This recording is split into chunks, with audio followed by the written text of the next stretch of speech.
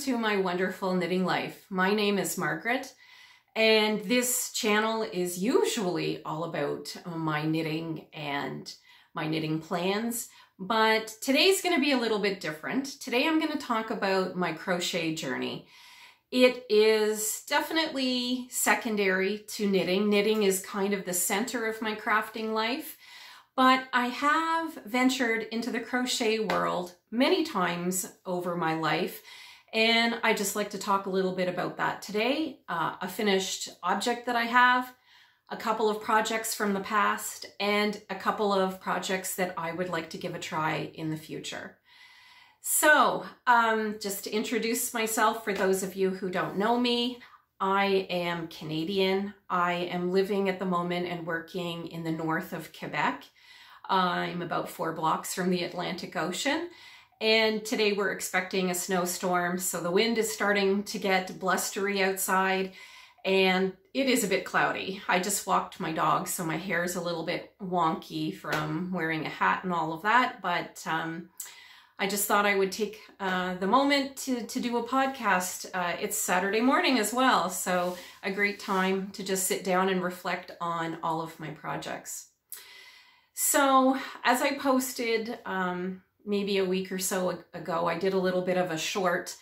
I am still recovering from a bout with pneumonia. It's been a bit of a long haul. I had to spend quite a bit of time at home on the couch. I think there might even be a dent in the couch where I was sitting for 18 hours a day. It was not fun. I should have seen it coming sooner than I did. But these things happen, and sometimes when we're busy people, we don't always recognize the signs of our health deteriorating. But on the bright side of this, I spent a lot of time watching podcasts, getting wonderful new ideas for future projects, and I worked pretty hard on my whips and got one finished. So let me start with what I'm wearing. I have 2 crochet objects on at the moment. The shawl that I'm wearing came from an idea when I was in my staff room at school. I haven't always taught on a staff where I found fellow kindred spirit crafters, but I'm really lucky this year. There's 2 young teachers at my school, and they are avid crocheters. And one of them was working on a project in a staff meeting, actually, which is now a thing. We work on our projects in staff meetings. She kind of broke the ice on that one, and I'm pretty happy about that because I never had the guts to do that, but now I do, so thanks to her. I feel like that's something I can do. But she was working on a project with marvelous colors, a mustard with a purple, really pushing the boundaries of color combinations, boundaries that I struggle with myself. I tend to go safe with color combinations, so I always appreciate it when I see these boundaries being pushed. And I was looking at this project and I found it very, very beautiful. Not what I would typically see with crochet. It had a lot of drape to it, so I started talking to her about this project, and she shared the name of the designer with me and the name of the project. And when I looked it up, when I went home, I'll just get my notes here. I was really surprised to know that it wasn't a new person to me that had designed this shawl. This is called the Playtime shawl, and it is by Natalie Koons. And she is the podcaster known as Natty, and she also calls herself Love and Stitches. And many, many times I've watched her. So that was kind of a neat little surprise to know that I already knew of her. So I decided I have to make this shawl myself. I just adored it. So I'll just give you a little bit of a glimpse of what this looks like. So it has basically a solid section in between these wonderful, wonderful crossed, elongated, stitched sections. It is very much a very elongated triangle shawl, which I love. I don't like deep, wide shawls. I like ones that are very long and not so deep, so that they're easy to wrap around and not too heavy. And the finale of this shawl is definitely these fabulous little baubles at the bottom. I just love these. They were fun to do. I wasn't sure I was going to do them at first because I don't really consider myself a super bauble person, but I loved these. These were so awesome. And I pretty much winged it with 2 colors, and my 2 colors were, this is all I have left of the stronger color, which is a peachy pink. It's a zebra yarn, and I picked this up from a dyer at a festival called Twist, which I went to last summer in August. It's in Quebec near the town of Montebello. It was the first fiber festival I've ever been to before, so I was really picking up yarns that were different. I just wanted to find ideas and things that were unique to me, just to have some fun. So I don't have the tag anymore for that, but I do have another yarn from this dyer, so I will look up the tag and I will put it in the show notes for you, and everything else, everything I talk about, I'll add to the show notes. So I have that one, which is the darker section. And the other yarn that I used is a speckled yarn. And I do have the tag for that one. I love the colors of the tag here. I picked that yarn up on sale at a fabric store, and they were basically just selling off all the yarn that they had been keeping in their stock. They decided not to carry yarn anymore. So I picked this up at about 1/3 of the price, which was fantastic. And this one is called Log House Cottage Yarns. And it is a sock yarn. It's 8-ply. It's Merino nylon 80/20. And it is their Simply Speckled Light collection. So I will add all of that information into the show notes for you. And I really just went through my stash and picked 2 colors that I thought would be fun to go together. And I'm really trying to pick different colors. When I go to my wardrobe and I look at all of my handmade things, they really are coming in with the same color combinations over and over and over. So I'm really pushing myself to try different color combinations and happy colors. I'm really on a bit of a push to try things that are more vibrant. I really love the color orange and peach and pink. So I'm working on that, trying to get out of the comfort zone. So that is the shawl, and I would highly, highly recommend it. There's only one modification that I did, and that was the edging that I put here. You can see that I took the paler color, and what I did here was I did a reverse single crochet, and it gave this kind of little bit of a puffed look. I just didn't like the edge when I finished it. I found, like, for me, it just was a little bit unsturdy in some spots. Like, it didn't have strength because of the sections with the elongated stitches. So I wanted to give that edge a little bit more strength and a bit of a finished look.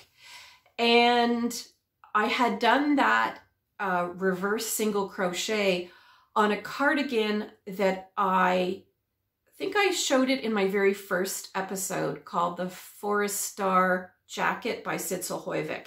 She uses this stitch to finish off the edges on her garments that are knit, and she often uses crochet as a finishing technique. So I used that. So that's really my only modification.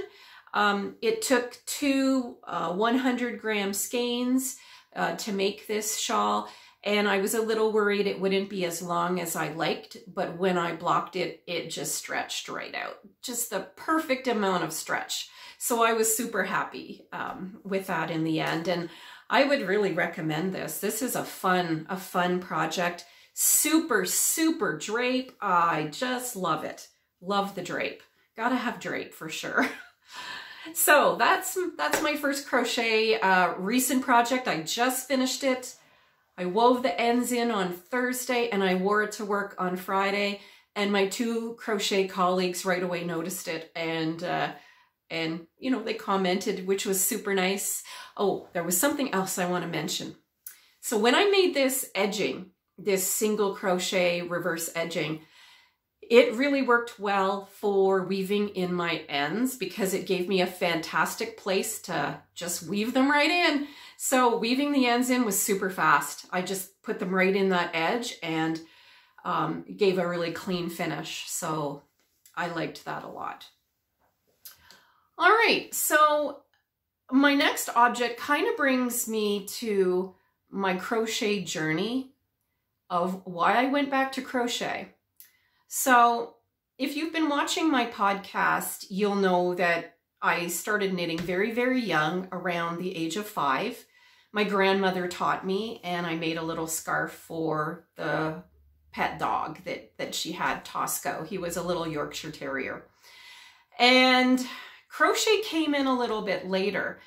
And from my knowledge, when I think back, who taught me crochet? I don't think anybody taught me. I think I taught myself around when I was in about grade 3 or 4.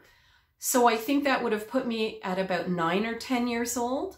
I had a little booklet, and somewhere I still have that booklet that I got, and I don't know where I got it, but it was a little craft booklet, and it had the basics of knitting, crochet, embroidery, and sewing in it. And from that, I started my crochet journey. I started making little blankets for dolls and all of that kind of thing, granny squares. I'm sure I made a granny square blanket and whatnot. So it was always kind of a sideline to my knitting life.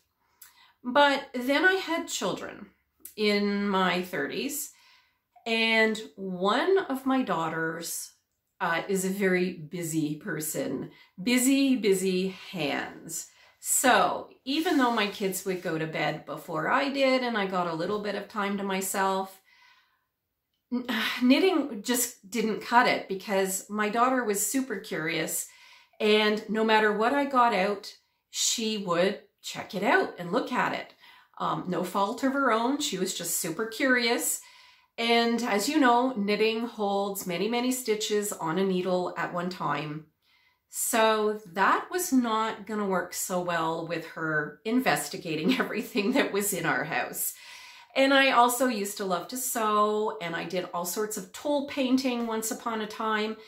And those things would be projects that you would, you know, of course, lay out and work on, and you wouldn't completely tidy up until you were finished. And I couldn't leave anything out for any length of time because it would be played with. So I put everything away. That was it. I wasn't going to do anything because it just was too frustrating. But crocheting was the thing that I eventually fell to because it has one stitch, one hook.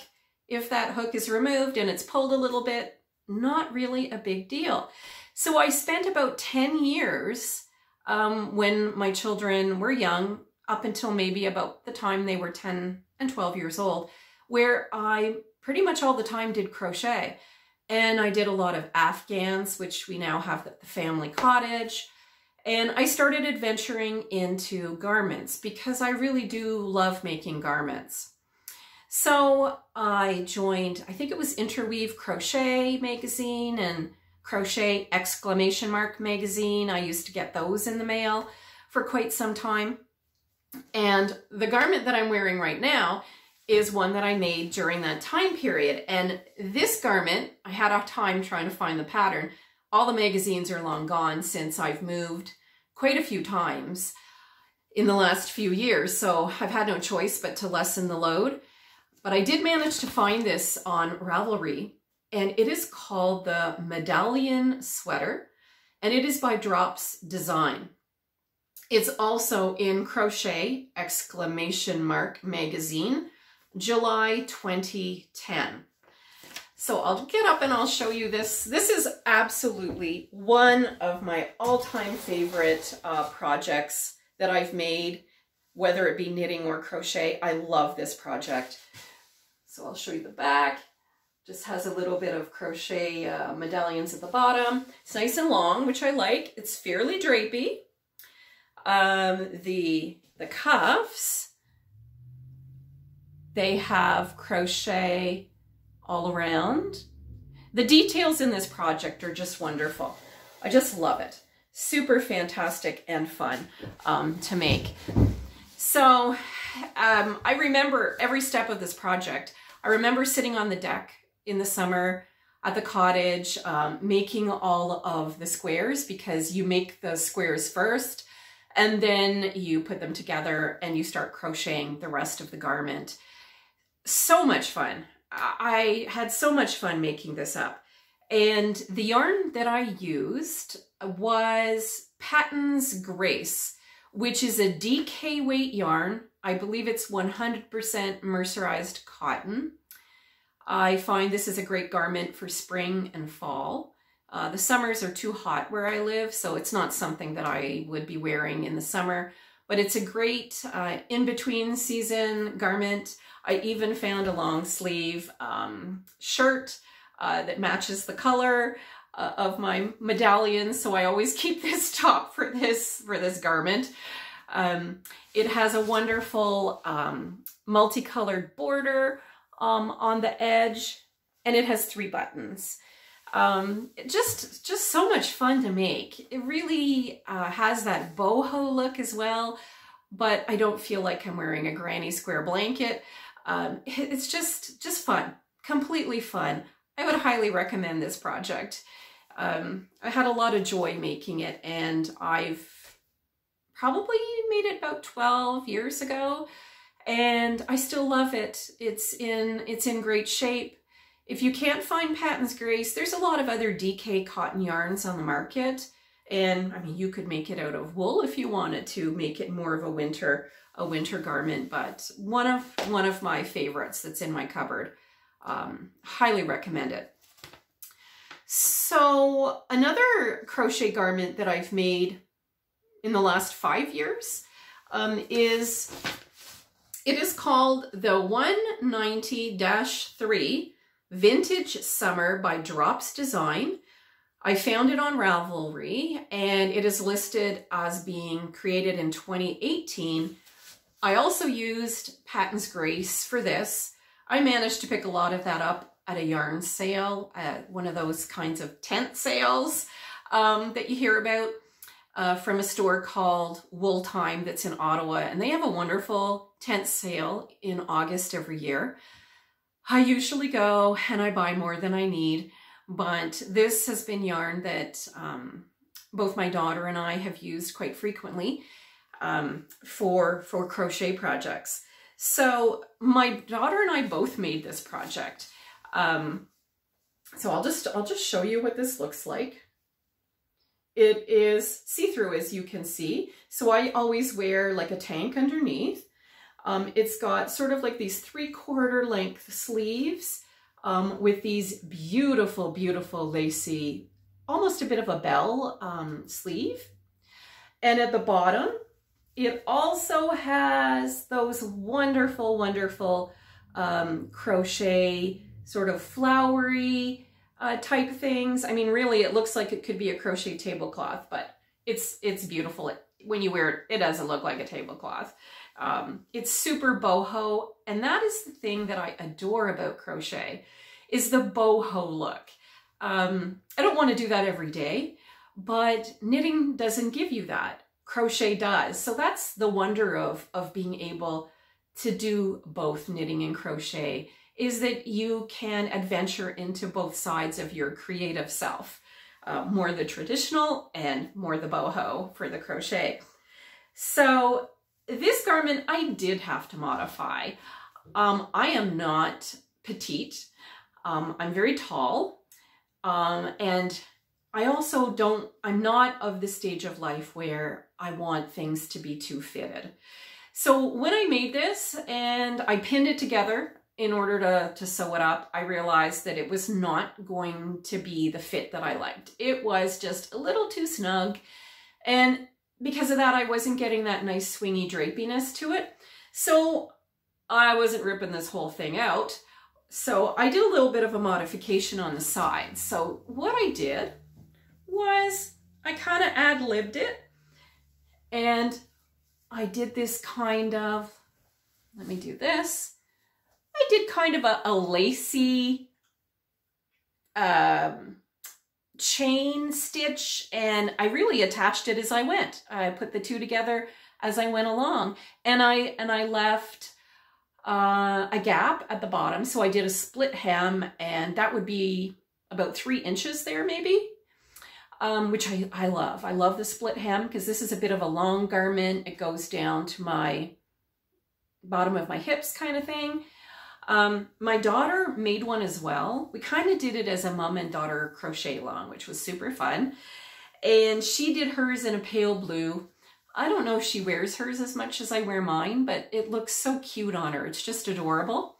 I always wear mine with a black tank underneath, and it just looks fabulous. I love this. Super, super, super project. I love it.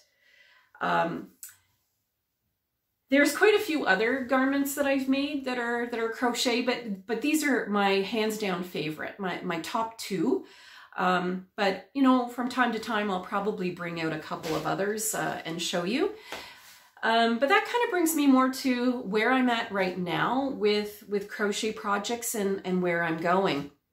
So at that fiber festival in the summer, like I was saying, I picked up, you know, a skein here and a skein there. I didn't really have any plans when I went to the fiber festival ahead of time, which was a mistake. The next time I go to a fiber festival, I'm gonna like print out a couple patterns. I'm gonna have some plans for what I buy, because I was really deer in the headlights. I was overwhelmed by all of the incredible yarns that were there, just outstanding dyers, so many projects that just got your mind reeling with all of the creativity and potential.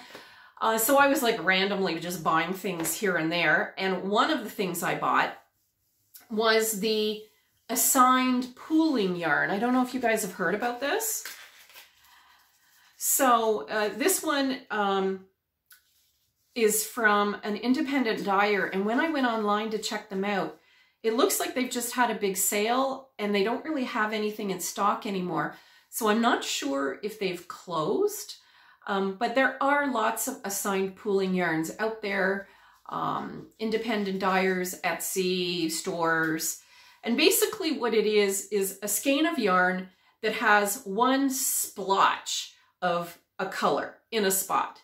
So when you're knitting along or you're crocheting along and you hit that little section, you can knit a flower or do whatever you want with it. So it becomes a part of your work. So this yarn that I have, I got one skein. It's lace weight. And it's in a really beautiful spring green. And its little sections are white with tiny little pops of a pinkish purple. And the dyer is called Colorista. And this yarn is called Indulgence. And it is, the little tag here is kind of ripped on me. It is merino, non-superwash, 80% and 20% silk. And it has a very generous 600 meters in it. So it's got a lot. Okay. So I did see a shawl or 2 shawls actually, made up in knitting with this assigned pooling idea. And I have to admit, I didn't really like how they were turning out, because when they were making the flowers, there were these huge holes around the flowers in the knitting, and I just wasn't a fan at all of that. So I decided, when I was having the pneumonia and I couldn't sleep, that I was going to do my own pattern and I was gonna crochet this. And that's exactly what I've done. I have started a little shawl, and there's a lot of light coming through there, so I'm just gonna hold my hand in the back. So I've started a little shawl, and when I get to those little splotches, I am making kind of like a leafy little thing. And you can see that it's white, and there's some pops with the color that's there, and I'm kind of enjoying this. I'm liking it. It's just my own design. I'm increasing it as I like. I foresee it being very asymmetrical, very elongated triangle, and that's what I'm going to do with it. I think I'll have more than enough, and one of my favorite tools with knitting and crochet is a kitchen scale. So I will regularly be weighing this, kind of figuring out when I get to the halfway point, am I going to decrease on the other side, or do I have enough yarn to keep increasing? Kitchen scales are awesome. Highly recommend it for knitting or crocheting. They're so, so helpful in figuring out how much more of a project you can get out of your yarn. So that's a little something that I started. And I did receive a book that I mentioned in my knitting podcast recently. I've kind of been going a little bit back to crochet because what I'm finding right now is that there seems to be quite an evolution going on with what you can do with it. So I bought this book because of this pattern right here. That is something I really want to do. I haven't started it. I'm really trying to get my whips under control. So I'm doing a lot of planning, but not starting yet.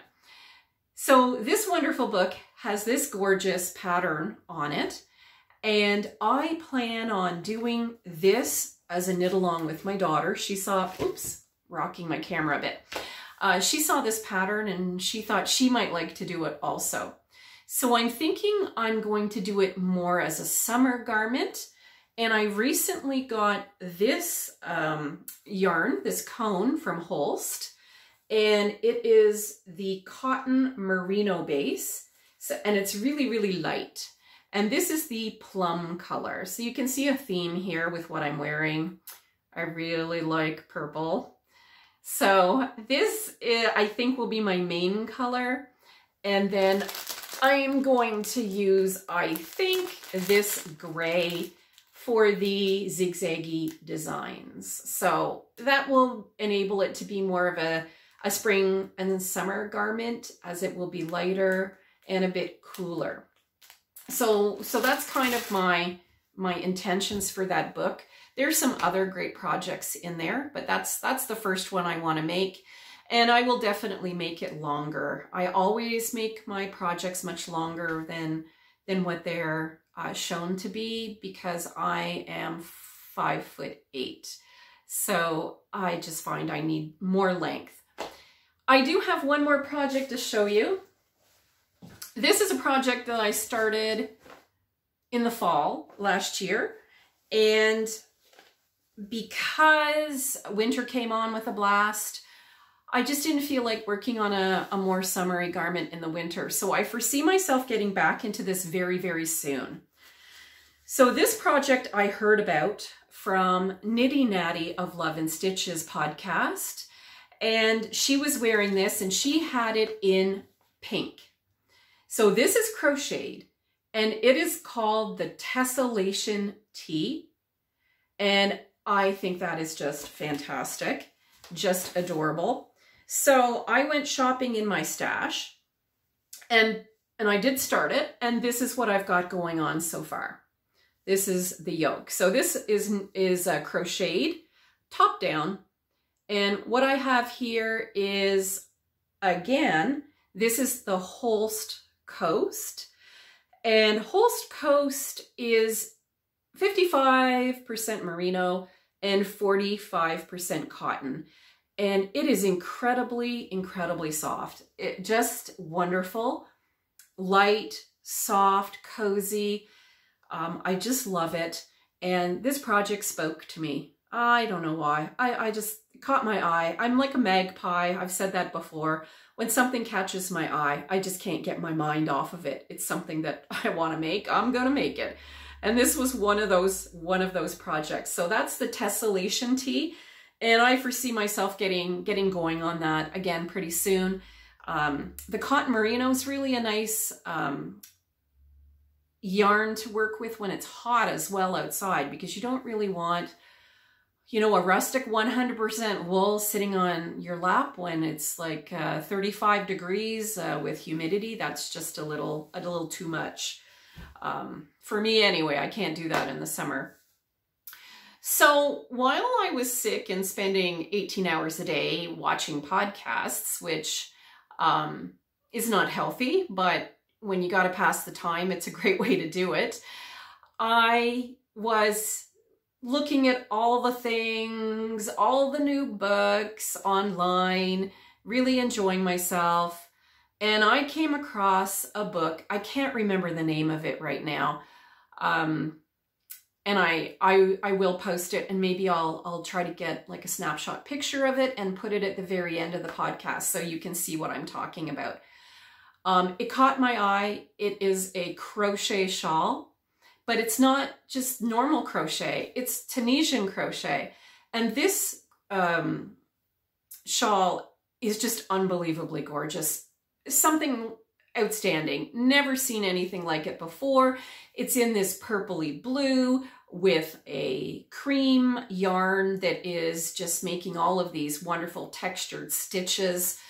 And the minute I saw it, my attention was caught, and I'm like, I'm making that. What is it? So I did some research and found out that it was Tunisian crochet. I've never done Tunisian crochet before.